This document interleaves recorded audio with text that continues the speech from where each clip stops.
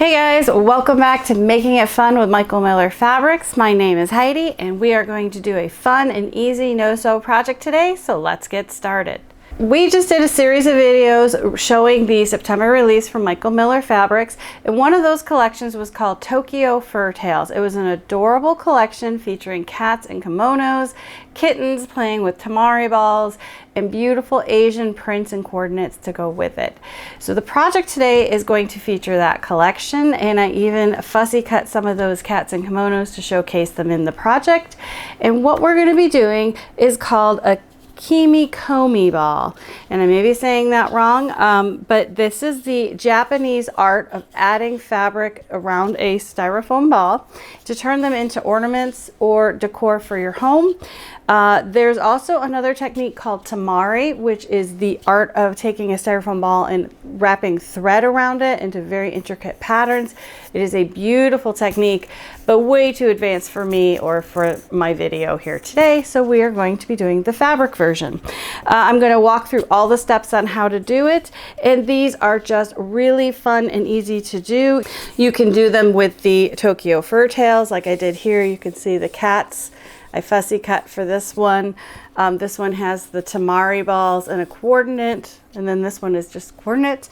But we're also coming into the holidays, so you can make these for Christmas ornaments. You can leave the hanger off and make them out of autumn fabrics and fill a bowl for a centerpiece on your table. You can make them out of Halloween and just hang them everywhere. You can do them out of just normal fabric. It is a very versatile and fun and easy craft. Without further ado, let's jump into the project. All right, so to make these, you're going to need some supplies that are not your traditional sewing supplies. The first thing you're going to need is the styrofoam ball in which to wrap the fabric around. Now, there are two types of styrofoam balls out on the market. This is a smooth styrofoam. It's not bumpy and craggy. The bumpy, craggy ones is called floral foam. And then this is styrofoam. And if you use the other one, it will fall apart while we're trying to do the craft. So make sure that you get the styrofoam balls that are a little bit smoother. They're going to make the project much easier. So we need whatever size you want. This is a 3-inch. This one I believe is a 5 or 6-inch one. Once you have your styrofoam ball, you will need a glue gun. You're going to need a marker or pen. This is a friction pen. It does not need to be removable. We're only marking the styrofoam ball.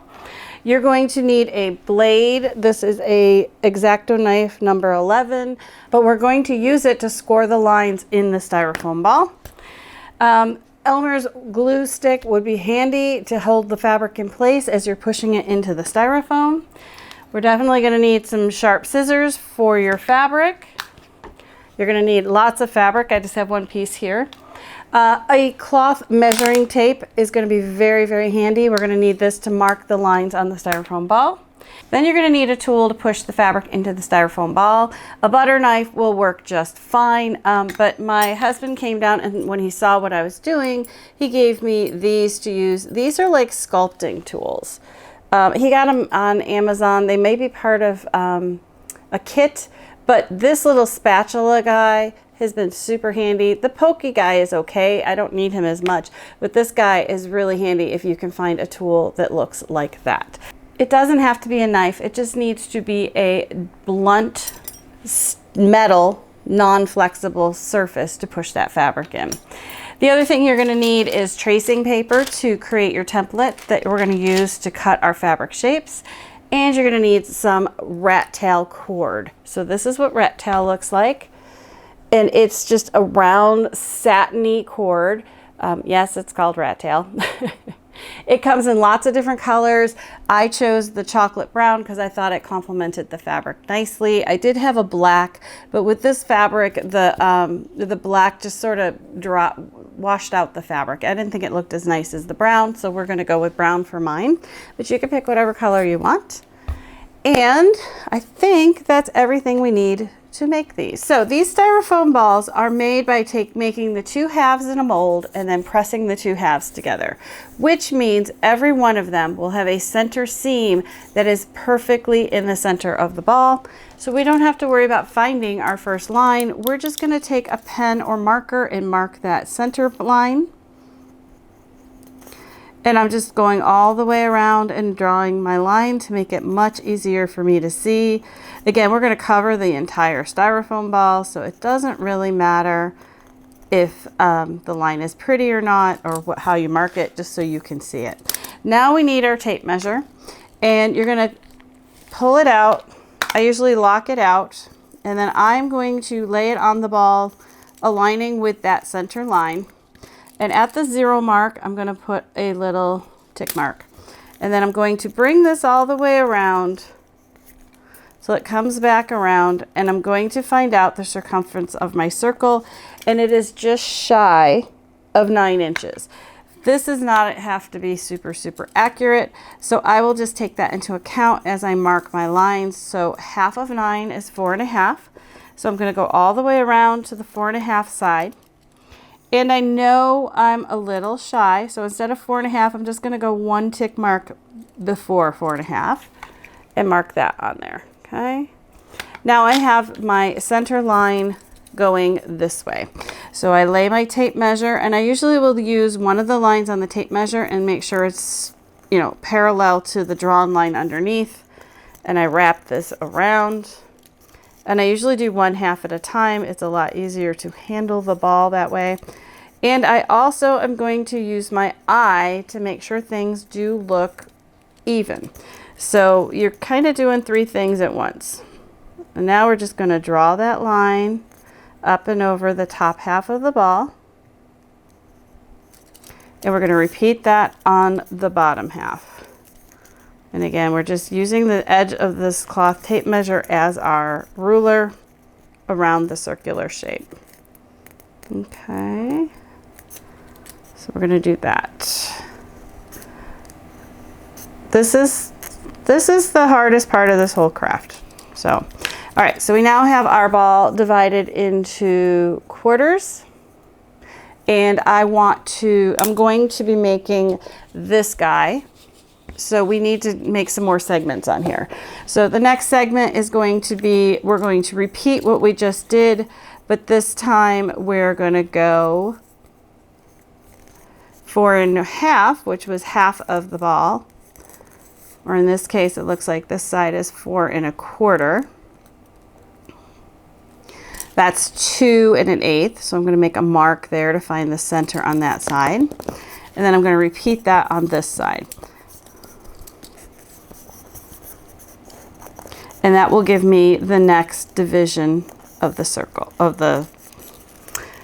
that will give me the next division of the styrofoam ball. So now I can draw a line from that mark to that mark. So I'm going to do that line, and then we're going to, I think, be done. 1, 2, 3, 4, 5. Yeah, we'll be done. So this is the last line. So let me just get this one marked, and we'll move on to the next step.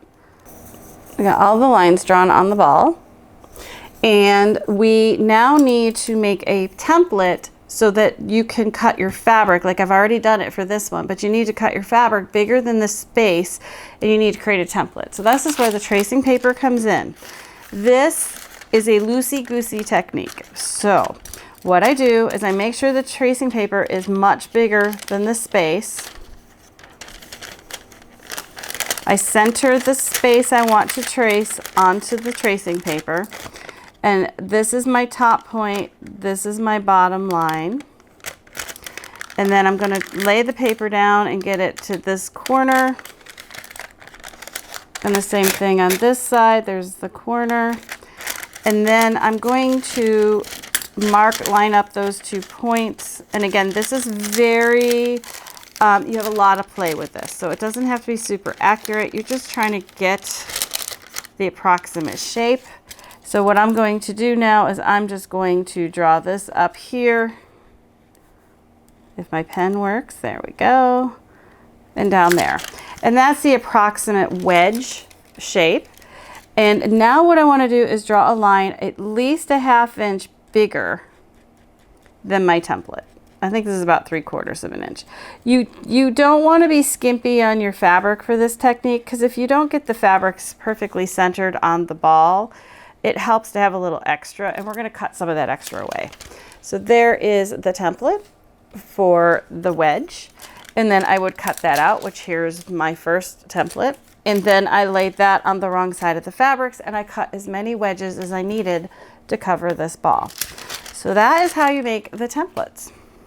Next step is to cut your lines in the ball. And that is where X-Acto knife is very helpful. And it helps if it's sharp. This one isn't super sharp, but it still works. And I'm just poking my knife into the ball. And you can see I'm going fairly deep into the ball because the fabric's going to go down deeper than you think. And I'm just cutting my lines on the styrofoam ball to create that indent. So then when I'm done cutting it with the knife, this is what it looks like. Now you could also, let's just show you some other ways you can do this. You can use the sharp end of a butter knife and kind of rock it in there. You'll see that also will make an indent. It's a little bit harder on your hands. And another option is if you have a good pair of utility pair of scissors, is you can use the blade of the scissor to create the indent on there. So when we go to push the fabric in, it's going to go even further in. We're just we're breaking the surface and we're giving it a start. And then once we start pushing it in, you'll see we'll actually with the tool go even further. But this just makes it much easier to get started. So you'll score all your lines. Make sure if you use an X-Acto knife when you're done, put the cap on. Don't do what I just did. So we're done with that, we're done with that. Now we've got the glue stick. So we're gonna put this aside and we're gonna work off of this ball that already has been scored. So the next thing you wanna do is you wanna plan where you want to put your fabric. I find this super handy so you don't accidentally put one panel in the wrong spot. So usually I will take my pen and I will just put a letter for each color. So in this case, we have a whole stack here. These two guys will move over. So I've already pre-cut pink and yellow or gold, and I did blue and green. And you'll see there's two different patterns going on as well, just like that. So I want to figure out how I want to put this on here. So I'm going to do this going around the ball. I'm going to do pink on the top and yellow on the bottom for this section. Then I'm going to do green next to the pink, and I'm going to do blue next to the yellow. Then I'm going to rotate over. I want it to be different. So now we're going to go yellow and pink and blue and green. Now I know by the letters exactly where my fabric is going to go, and I don't have to guess it while I'm in the middle of pushing the fabric into the ball. So now that we've got that going, we're going to go ahead and we're going to start pushing the fabric into the styrofoam ball. We're going to start with the pink. And what you want to do, this is where the glue stick comes in handy. You just want to put a little glue stick onto the ball, and then you want to center this big huge triangle on the section that you're trying to cover. And again, I left myself lots of fabric to work around this, so I'm not worried about being too short, and that's the key. I mean, these are small pieces of fabric, so give yourself some more leeway. We're going to trim away any of the extra. Then the first one I'm going to do with the butter knife to show you how to do it, and then the second one I'll show you how handy that little tool is. So all you do is you're going to line up the knife with the groove you've already cut, and you're just pushing the fabric in. And you'll see we're pushing the knife in fairly deep, and then we're going to, because it's glued in place, it helps, but you're going to want to like pull the fabric smooth across the shape just to get the second side started. You're gonna see it pucker up, and you're just gonna smooth out those puckers as you go. Don't worry about the outer edge. We're only worrying about that inside seam here and this inside triangle. And then we're gonna do the bottom. So again, I'm just sliding this smooth across the shape, finding my groove and pushing this into the groove. And then when you get to the corners, you're going to make sure that everything is nice and smooth, and you'll just push up to the corner. So here you'll see there's a little bit of a pucker there. I'm just going to pull this out of this side a little and smooth it with my thumb and push it down. It's not hard. It's just, you know, just got to go slow and steady, and you get it nice and tight in. Now, when you push one side, it's going to want to pull out of the other side. So just be aware, like you see my hand is here on that side. A lot of times I'll put my finger on that side as I push in on this side. And there we go. So now you can see where we've got it pushed in. But you also see I have this whole skirt of fabric, and we don't need to push all that fabric into the seam. So I'm just going to take my scissors and I'm laying the blades against the ball and trimming up all the excess fabric.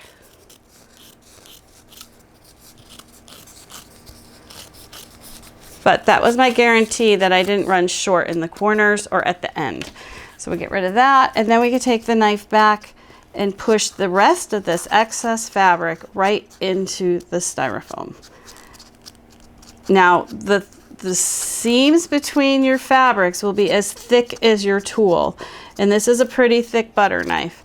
So my seams are going to be pretty thick between these. This tool that I'm going to show you next is pretty thin compared to the thickness of that. So the seams will be a little bit thinner. So think about that if you have a thinner butter knife over a thicker one. And you're just pushing this in, and you're trying to just get all that fabric tucked into the styrofoam. And it will go if you work at it. There we go. You don't think it'll all go in there, but it really, really does. And then I just sort of run it around the edges to make sure I get it all nice and tucked in. And there we go. There is one panel on our tamari ball.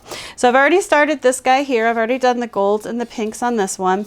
And you can see how thick that is compared to that one. And that's because this was done with the knife and this one was done with the, I think it's a spatula is what it is, a little metal spatula.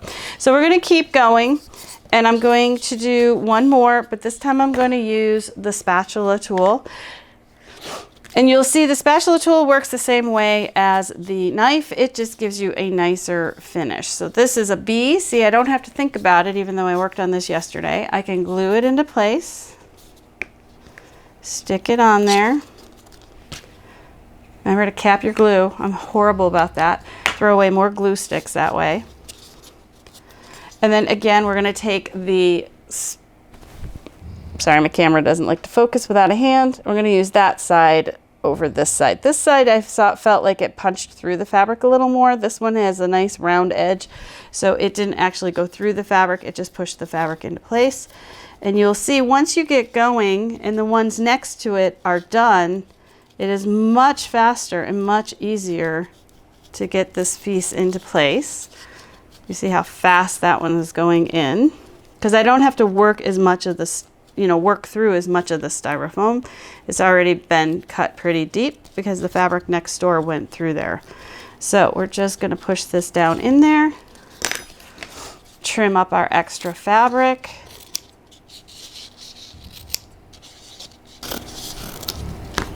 Okay, it doesn't have to be pretty, but I have learned, like, get rid of any of these stray hairs sticking up, because you're just going to have to push them into the styrofoam, and they like to, stick out when everything else is tucked in nice and neat. So we get rid of all of that so it looks like that. And then I'm going to take my tool again and just push this in, and you're pushing it next into it right in the same spot that the pink went in.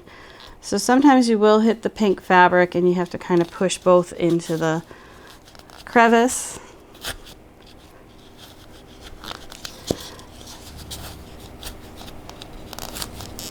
And that's another reason to not have a ton of fabric going in there, because you have a whole nother piece of fabric going next to each one.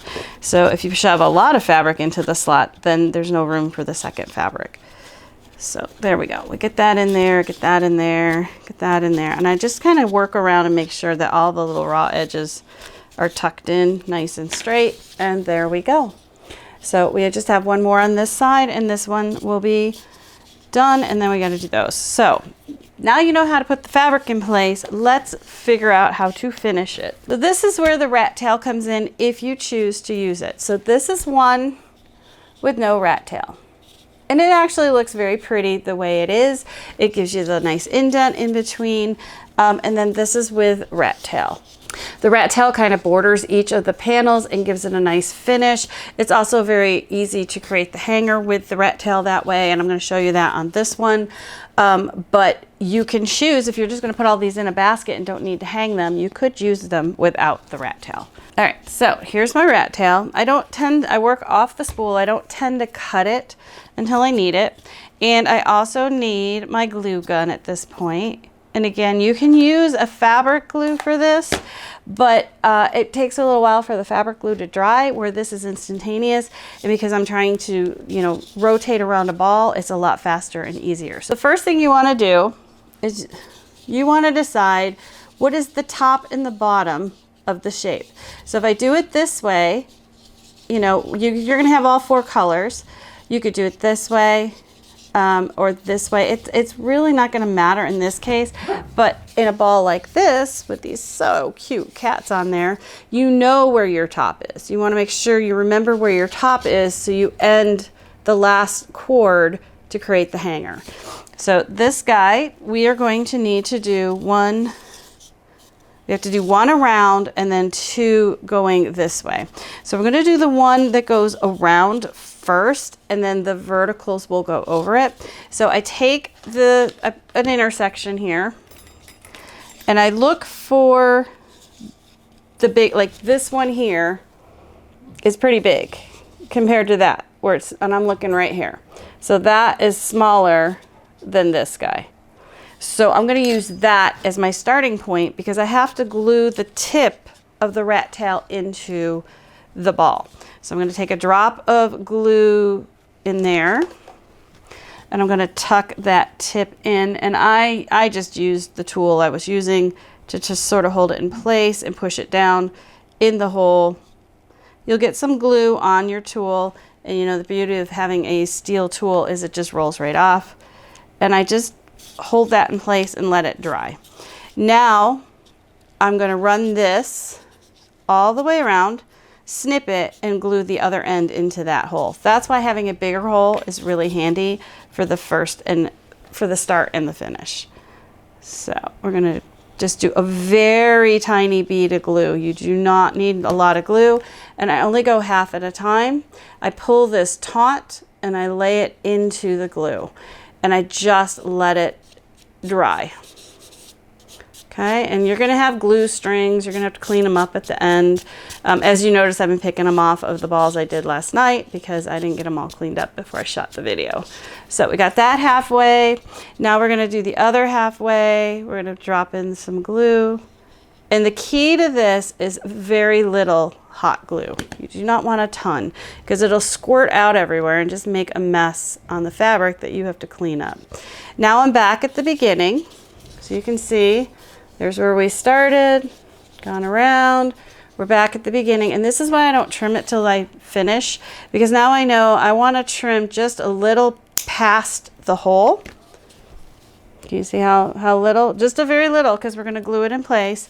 I'm going to again fill the hole with glue, because the glue from the start has already dried. And I'm going to push the tail end of this into the hole. Okay. And you do kind of want to hold it there until it dries, because if you pull your tool out too quick, the piece will come out with it. Okay, so we have our first string. And I'm going to get the glue off of the tool. There we go. So there's a little bit of dried glue on there, but it's going to get covered up, so I'm okay with that. And there is the first cord. So to do the second cord, it's going to go from bottom to bottom, and then the third cord is going to go top to top. So they're going to go in opposite directions. So we're going to make this the bottom. The reason I'm making that the bottom is because I didn't measure very well, and you can see it's kind of uneven. But then if you look at the top, it looks great. So pick the end that looks the most uneven, if you have one, for the bottom of the ball, and the most even one for the top of the ball. And we're going to do the exact same thing we just did to add this cord. But when we go here, we're just going to go right over the horizontal one we've already put in place. Okay, Okay, and now we're going to just add a little bit of glue in that center. Drop this guy in. Clean up any that might have squirted out. And then we're going to finish him off.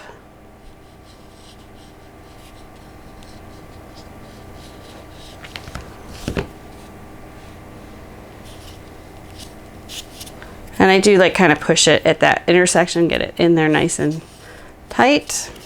And then we're at the bottom, so I'm going to snip this off the spool. Add in my last bit of glue.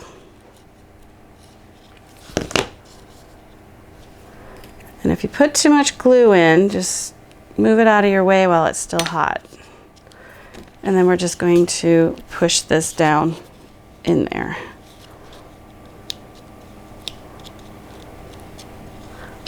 Okay, so there is the next one. And again, if you have glue on there, you can even use the tool to kind of help you get it out of there.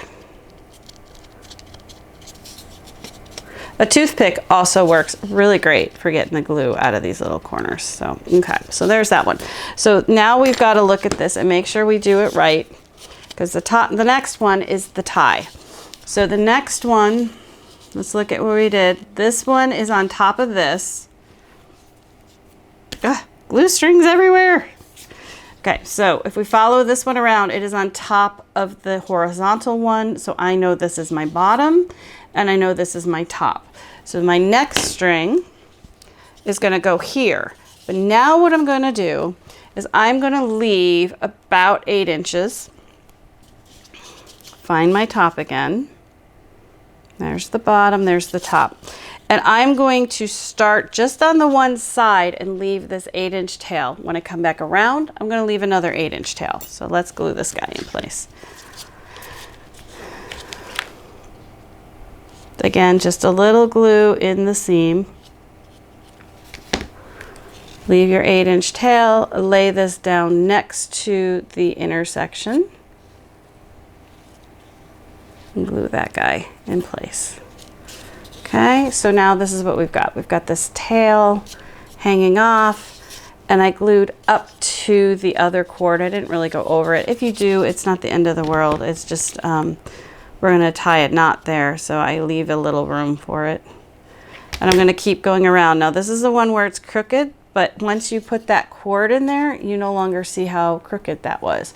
So that's another way to kind of cover up if you were uneven measuring. And we're going to finish this off. Need more glue in my glue gun. There we go.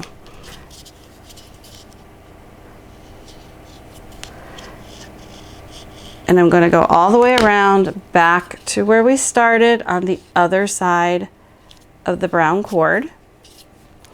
And then I'm going to just use my first piece as a guide. Okay, and we're just going to push this in.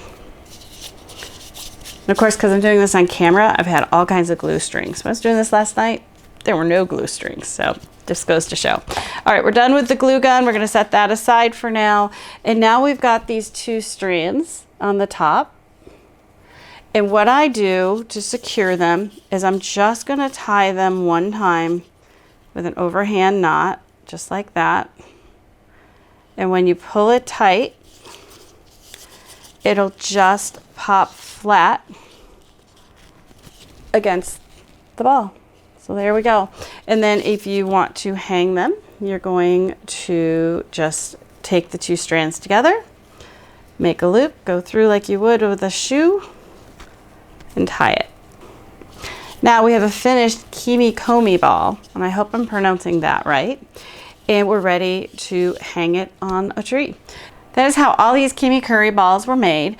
And you can do different patterns. Like I kept this very simple because it's a beginner project, but you can go online. There's tons of videos on how to do this, but you could do like a wavy section so they kind of wrap around. You can do different designs in here. What you do have to think about is if your design is gonna get really wonky and wavy and crazy, is that you wanna cut your fabric so its bias edge is following that wave, so it will lay in there nicely.